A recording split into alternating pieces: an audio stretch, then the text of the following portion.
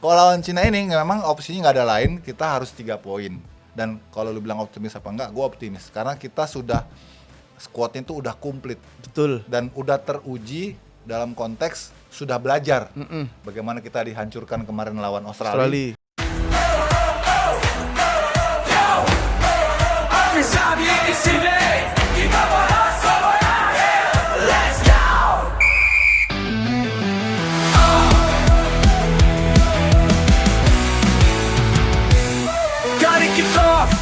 Sampai injury time, bicara bola gak ada finish line. Strategi, gosip, dan transfer panas di peluit akhir semua dibahas. Tsunami salah tribun berkobar, bisa dibicara gak ada yang hambar. Sempat bola sampai hari terakhir, dengar podcast ini jangan sampai minggir. Peluit, bahas bola sampai akhir. Ini gue percaya sih timnas muda kita ini bakal terbang tinggi ya, karena mainnya ini makin jago-jago banget. Gue nggak sabar ngelihat timnas usia muda nih di Piala Dunia, apalagi kan masuk Piala Dunia itu. Nah makanya nih kita harus dukung pemain muda kita, Vi. Mantap, kita udah kedatangan Bung Yuke, top skor Indonesia. Direktur ini. Kalau udah ngomongin Bung Yuke ya, ini sosok satu ini ibaratkan petani yang sangat sabar menanam benih di tanah sepak bola Indonesia yang sangat keras. Amin. Merawat dengan keyakinan, beliau bukan hanya bicara tentang sepak bola tapi bagaimana menghidupkan dan menggapai mimpi-mimpi anak-anak Indonesia. Bung Yuke Kurniawan, Yusuf Kurniawan. Gitu, saya opening selalu begitu. Luar biasa. Tapi ngapalinnya bingung. Apa kabar Bung Yuke? Baik, Vip. Terima kasih sudah datang. Teman-teman juga ya, selamat datang di Peluit Akhir Dance TV yang bakalan ngomongin sepak bola sampai area akhir. Nah, sekarang kita ke timnas senior yang peluangnya juga masih terbuka lebar untuk masuk ke Piala Dunia. Karena kita masih bisa menghadapi China dan Jepang sisanya. Nah, di depan mata ada Cina. Namun kita lihat kondisi timnas kita ada beberapa pemain yang cedera dan ada yang juga absen yang absen. Betul. Nah, itu ya kalau cedera kalau nggak salah Kevin Dix ya. Messilers cedera juga.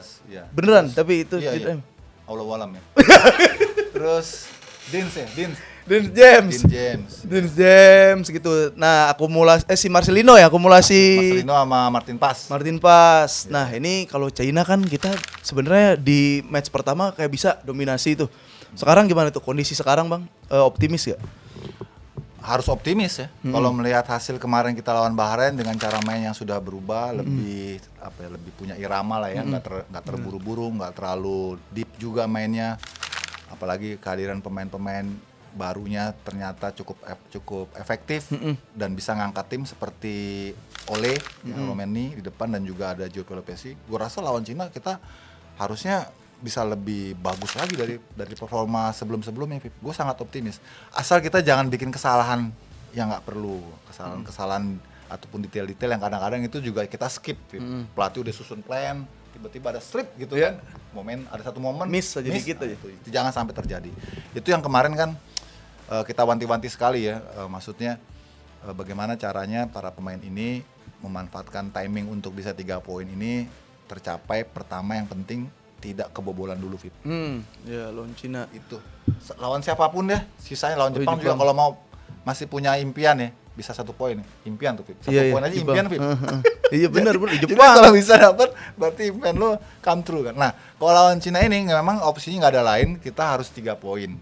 Dan kalau lu bilang optimis apa enggak, gue optimis karena kita sudah squadnya itu udah komplit. Betul. Dan udah teruji dalam konteks sudah belajar bagaimana kita dihancurkan kemarin lawan Australia. Kita belajar, kita ubah set play-nya, kemudian kita lawan Bahrain kita bisa buktiin bahwa kita bisa jadi tim yang lebih dewasa, nggak buru-buru, nggak juga konservatif hanya bertahan doang gitu kan, tapi juga nggak frontal menyerang, tapi kita ngikutin irama. Itu kemarin Bahrain tuh bingung, gimana cara ngadepin Indonesia? Bener. Begitu kita mau tekan dia delay, gitu kan. Begitu mereka punya momen kita nggak bisa press karena mereka kan mindahin bolanya kan bagus kita ya maksudnya kan. Jadi mereka serba salah tuh. Nah, gua harap nanti lawan Cina kita juga jangan terlalu berani nih, Prive. Lu ingat nggak kita lawan Cina yang kita dibantai 2-1 ya? Bukan dibantai sih, kalah 2-1 waktu itu kan. Yang golnya itu Tom Haye. mereka kan bikin 2 gol dulu kan. Iya. Itu mereka membiarkan kita pegang bola, Vip. Iya, Kita yang kontrol the game kan. Tapi yang ngedikte dia. Tapi dia yang killing gitu loh. Betul. Kita pegang bola tapi kita nggak bisa sampai ke dalam kotak penalti atau menciptakan ruang. Begitu pas energi kita keserap karena kita megang bola, habis dong kita. Mereka intercept, mereka counter, mati kita. Oke, berarti itu Cina nama strateginya Tai Chi, Bang. Oh iya. Dia tidak Dia menggunakan pelan-pelan. otot. Iya, dia nyerap lawan kan. Lawan Iya. jadi nyerang, ayo tiba-tiba kena anginnya aja. Itu angin Cina yang mesti bener juga sih. diberantas nanti. Nah, kalau ngomongin masalah kebobolan, kan PES nih akhirnya ada kesempatan buat Emil main nih. Betul, karena PES nggak bisa main. Bisa langsung bagus gak tuh dengan cuaca di tropis kayak gini? Iya. Sekarang persoalannya bukan bisa apa nggak ada pilihan. Dia harus main si Emil itu. Ada siapa sih? Ya susah. Hernando. Agak susah ya. Oh, iya. Gue secara jujur agak susah. Karena kan mendatangkan Emil ini kan tentu proyeksinya dia harus deputi atau bahkan nomor 1 iya, bener, gitu kan. bener. Bukannya berarti Hernando nggak punya peluang, tapi Hernando secara jujur dia kiper ketiga lah. Nah masalahnya gimana ini Emil untuk bisa berkomunikasi yang baik untuk meyakinkan teman-temannya bahwa gue tuh bisa jadi deputi yang bagus. Tapi gue lihat sih kemarin udah didatengin sama Pastur ya ke mana, ke Palermo. Udah ada komunikasi, udah coba, kelihatannya udah mulai approach nih. Kan kita tahu bahwa udah gak ada kiper lagi, lu tinggal lu nih gitu kan. Jadi pendekatan itu kan bagus. Kan kalau kita lihat di media-media belakangan ini memang pelatih-pelatih sedang keliling nih Vip, ke pemain-pemain diaspora kita yang bermain di sana untuk coba membangun bonding lah. Nah mudah-mudahan sih dengan level yang dia punya harusnya kita nggak terlalu worry ya.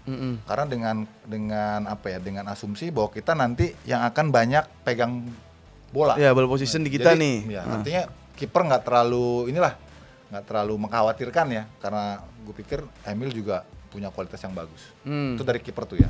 Ya, kemarin gue baru ketemu Etam, Bang.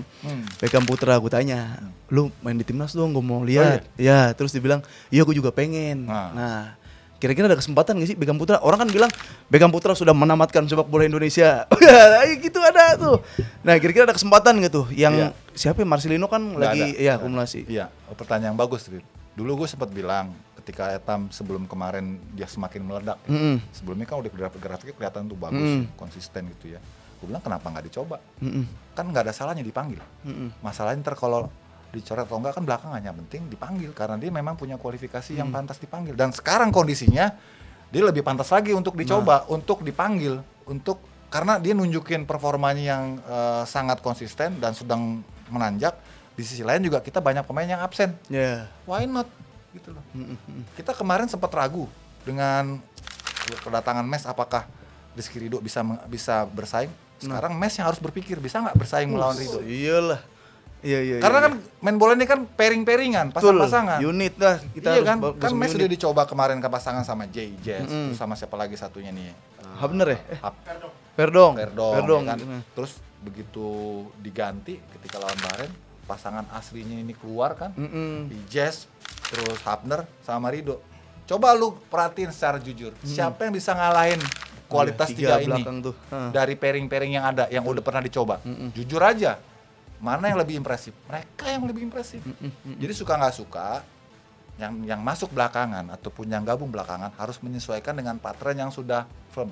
Partner yang belakang ini kan udah 3 nih. Gue nggak ngerti deh kalau ini diganti lagi gimana. Ridho lebih bonding, Ijaz pun lebih bonding dengan Ridho dibanding dengan Mes. Lu suka nggak suka, jujur harus katakan. Iya kan? Tambah lagi nih si El Preman ini, Hubner. Dia yang bagian inilah potong-potong rumput ya kan. Ridho yang intercept. Si Ijaz yang ya liberonya ngatur-ngatur. Udah, jangan lu coba-coba yang lain lagi. Ntar kalau kalau misalkan musik gitu kayak jazz, udah gitarnya udah ada, bassnya udah ada, ya kan, keyboardnya udah ada tuh. Ntar tiba-tiba ketipung, tiba-tiba masuk kan sasando gitu, beda lagi. Bagus mah bagus, cuman beda buat irama. Itu lini belakang, Bang. Kalau antara kayak Egy, Ricky Kombuaya atau Etam, yang paling berpotensi siapa tuh? Egy. Jadi sebenarnya Egy itu kan sebelum lawan Australia kan dia juga dipanggil. Terus udah gabung, terus dia pulang karena memang kondisi cedera. Tapi saat itu dia memang performanya lagi bagus. Waktu dipanggil Patrick Kluivert tuh dia bikin 8 gol kalau nggak salah. Kalau sekarang udah 11 gol kalau nggak salah. Jadi artinya dia nanti akan dipanggil, artinya dia hanya mengembalikan kesempatan yang sempat hilang ketika lawan Australia. Dan dia dalam posisi yang sekarang sedang grafik menaik. Egy, kemudian Etam juga kalau dipanggil nggak ada salahnya, Vip. Panggil aja, ntar dilihat lagi seleksi. Terus Ricky Kambuaya, nggak apa-apa.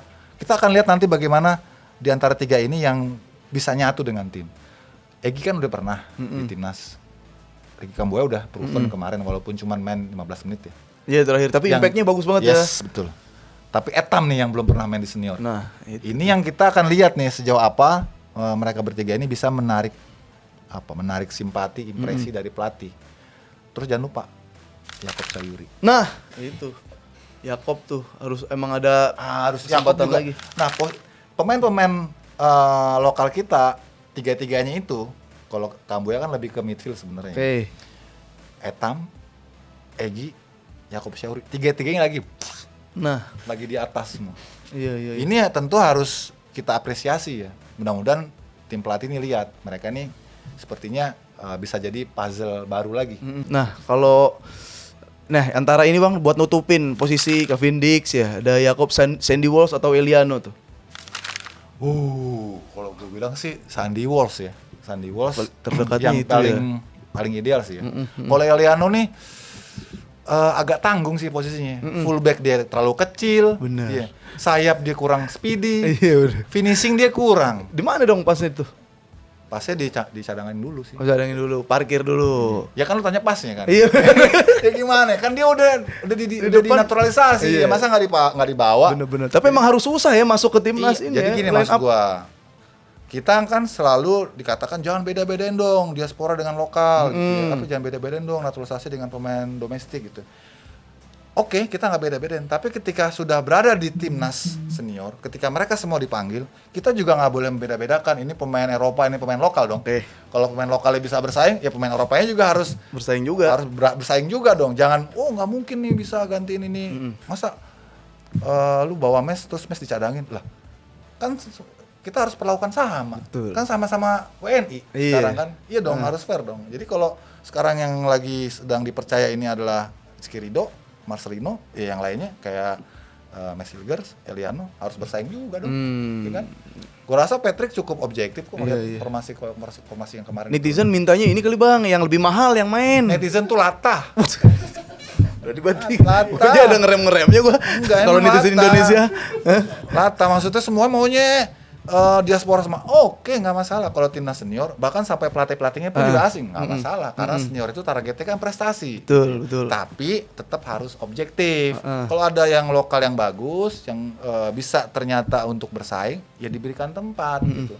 Ternyata juga ada diaspora yang udah dipanggil ternyata nggak perform, iya diparkir dulu. Biasa di sepak bola kan. Bener. Gitu. Nah ini kalau di lini depan Bang, misalkan lini depan nih ada kemungkinan nggak jangan-jangan Jan Schreven kali dipanggil gitu buat comparing sama si Strike Sananta Hoki. Jan Schreven itu bagus, tapi menurut gue sih biarin dia matengin di usianya dulu. Yang terdekat itu sebenarnya U23. Kan dia 20 iya, kan, iya. ke 23 dulu. Biar nanti begitu pas pada waktunya istilahnya biar mateng pohon lah. Jangan dikarbit gitu. Karena toh masih banyak pemain-pemain depan kita juga yang ada gitu. Nah, ini sebelum kita ke bahas starting 11 Bang, versi Bang Yuke, gue mau nanya, nih terakhir mungkin pertanyaan dari gue Bang. Kan Abang kan idealismenya adalah membangun, merawat, menjaga mimpi anak-anak Indonesia nih. Biar jadi pemain bola, syukur-syukur golnya kan emang tembus timnas kayak gitu. Kalau tadi juga ada poin yang kalau udah di timnas ya jangan beda-bedain. Kita kan nggak boleh beda-bedain, naturalisasi mau lokal itu tetap Indonesia. Nah dari kacamata Bang Yuke nih, yang udah menanam bibit, yang udah membangun, yang udah merawat, sebenarnya tuh ngelihat kayak timnas sekarang yang ya lokalnya segitu, misalkan naturalisasinya lebih banyak, sebenarnya gimana Bang? Lo menarik. Ada gak? Iya maksud gue pasti kena itu. Tapi gue bilang kalau di senior lu semuanya pemain naturalisasi, semuanya pemain diaspora nggak masalah. Tapi kalau di U17, di U19 lu harus tetap kasih porsi untuk domestik areanya. Karena mereka ini development, pengembangan dan di situ nggak ada target prestasi. Lu juara dunia U17, lu juara dunia U20 sekalipun peringkat tuh nggak akan geser. Peringkat FIFA nggak naik. Nggak akan geser karena nggak dihitung. Ngapain lu jor-joran ngambil pemain-pemain diaspora. Kalau toh juga berprestasi nggak ada efeknya sama peringkat. Tapi kalau di atas ya harus memang karena kita kan pengen ke sana gitu kan. Tapi kalau di pembinaan di development kita tetap harus kasih ruang sama kompetisi lokal menghasilkan pemain-pemain terbaiknya untuk dia compete. Cuma kalau misalnya U17 sekarang ada di Piala Dunia, kita tetap harus butuh tambahan insentif pemain-pemain diaspora. Walaupun backbone-nya tetap pemain kompetisi domestik. Begitu juga di 1920. Tetap kalau udah levelnya ke Piala Dunia, lu tetap butuh pemain-pemain diaspora untuk naikin kualitasnya, untuk jadi booster. Tapi bukan untuk menjadi aktor utama. Ngerti nggak lo maksud gua? Jadi kan itu inline tuh, kita punya ruang untuk mendevelop pemain-pemain kita. Tapi juga kita punya ambisi untuk berprestasi dengan pemain-pemain diaspora kita.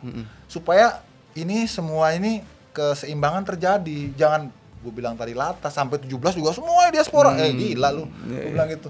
Kalau untuk ASEAN atau untuk Asia pakai pemain-pemain domestik aja mah kita nggak kalah. Karena untuk kelompok umur VIP itu gapnya itu nggak jauh. Dari sisi kita gapnya itu cuma strength doang. Kalau unit, skill, terus taktikal kita nggak kalah kalau usia kelompok umur. Kita kalahnya di senior, makanya diperlukan pemain diaspora di senior. Tapi kalau di usia muda biarin aja, di mix aja, cuman tetap porsi besarnya tetap pemain-pemain domestik. Itu. Jadi Setuju emang nggak lo? Setuju. Karena seru. Dan yang paling setuju karena secara skill kalau masih muda emang masih masih bisa jauh. bersaing. Bener. Brazil juga ayo ketemu main U8 ya. Maka banyak kan kita usia grassroots juara di juara kan, banyak. Itu masih sama-sama hijau kan. Masih bisa ngandelin bakat. Bener. Ya, jadi emang ya kalau udah urgensinya yang ngejar prestasi dan udah sebagai akselerasi ya naturalisasi ya diaspora bang ya. Cuma kalau untuk pengembangan ya lihat dulu lah, kasih kesempatan yang merata sama lokal. Wah gila, gue udah di resminya udah ngikut nih gue nih. Oke, Bang Yuke, sekarang kita main starting line up nih best 11 dari liga top score aja ya. Anak-anak liga top score all time. Hah?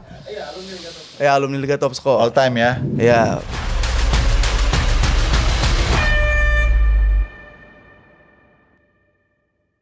Formasinya berapa ya? 4-3-3. 4-3-3. Walaupun sekarang lagi ngetren 3-4-3 ya, tapi gue 4-3-3. Kipernya tuh Riyandi. Wis. Dia angkatan Riyandi 2001 angkatan Beckham. Oh. Terus bek kanannya tuh Bek kanan. Bagas. Tahu kan lu Bagas bagus? Tahu. Kembar. Terus stoppernya Ferrari. Stopper. Nice. Terus Masih aktif. Komang Teguh. Wis. Ini mah kirinya Donitri. Donitri. Kafu di sebelah kiri. Terus gelandang bertahan. Oh. Iqbal kali taruh gelandang bertahan tuh. Enggak. Ada lagi yang lebih. Coba lompat dulu ke atas. Ke atas dulu boleh. Itu Evandra. Nah. Terus ini sama-sama gue pasang dua gelandang serang ini kidal semua ya. Sahrian. Mantap. Terus kanannya Beckham. Sayap kanan. Beckham Putra. Terus kirinya Sebelah kiri, sayap kiri. Kaviatur.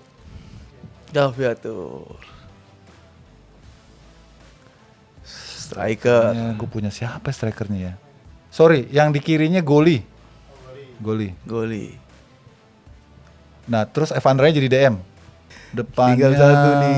Iqbal katanya dulu striker, Bang. Tapi dia kan mainnya ini dia stopper dia. Arkan Arkan kakak. udah di situ. Arkan kakak. Karena emang striker kita jarang. Kita banyak belakang sama gelandang. Pelatih pakai siapa tuh, Bang, kalau begini, Bang? Pelatih Bima Sakti. Wih. Coach Bima Sakti Tukimin. Kapten. Ferrari. Nah, ini best 11 Bang Yuke. Gila ya. Mantap. Ada lagi 1 lawan 1. Bang Yuke harus dipilih karena sebenarnya berat-berat pilihannya tapi harus dipilih. 1v1.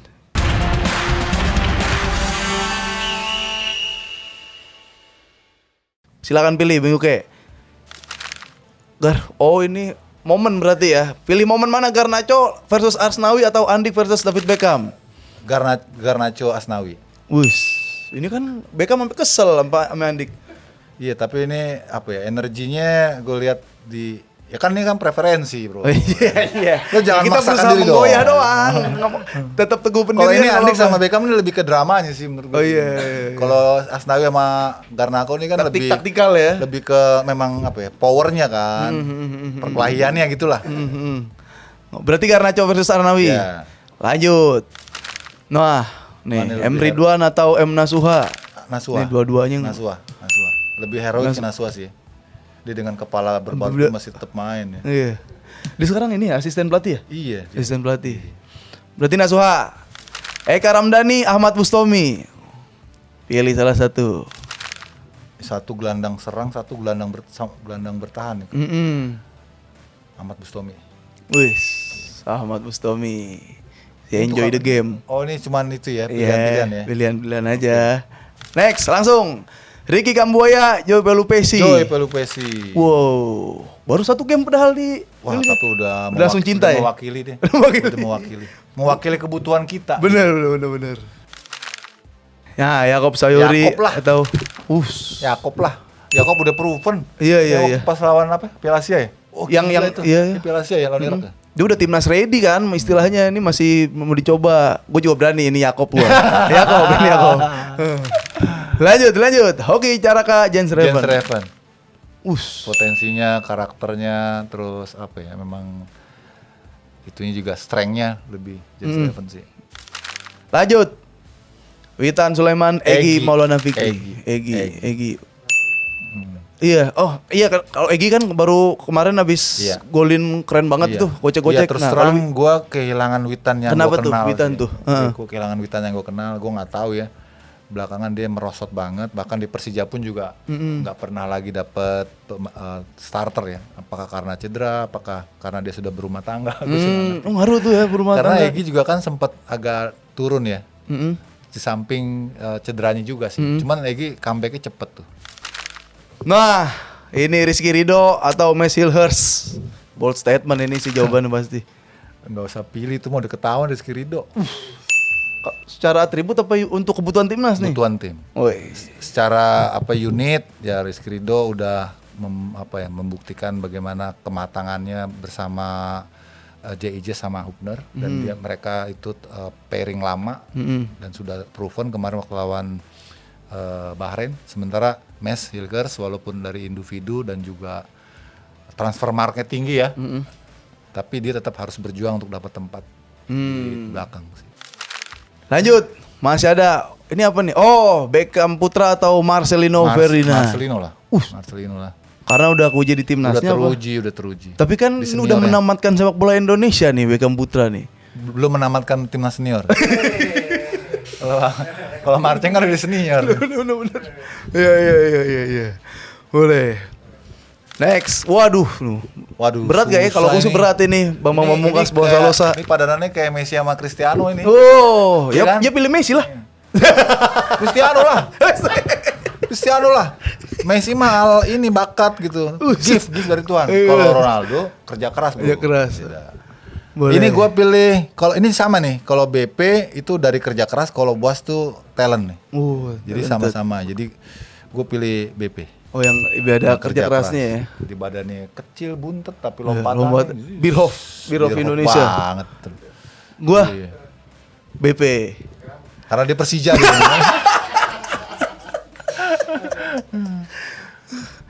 Next, udah. Oke, itu dia tadi Best Eleven dan 1v1.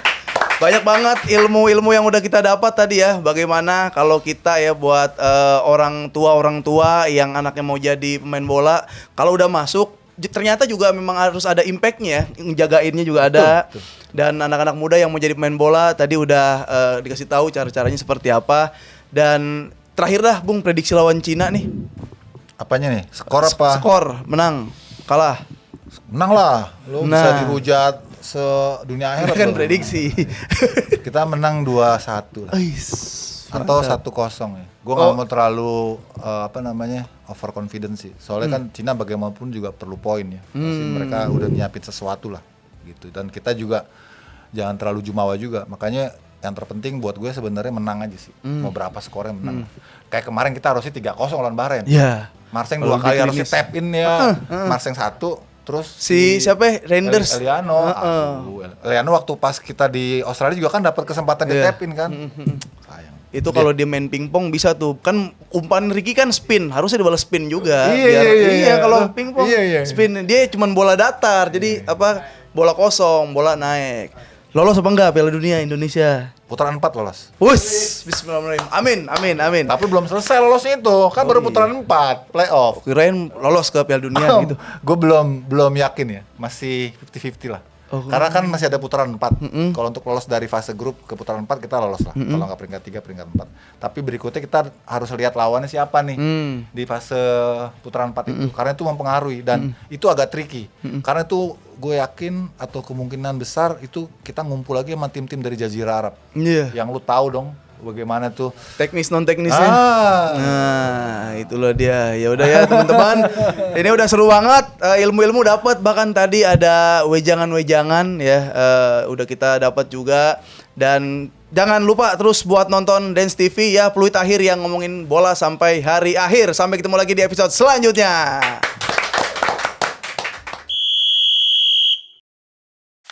Halo semuanya, jangan lupa nonton Pluit Akhir bareng gua Afif Safi. Dan kalau kalian mau nonton selengkapnya, langsung aja download Dance Go. Segera, langsung di-download tuh. Kalian pasti gak bakal nyesel karena masih banyak konten-konten yang seru lainnya. Oke?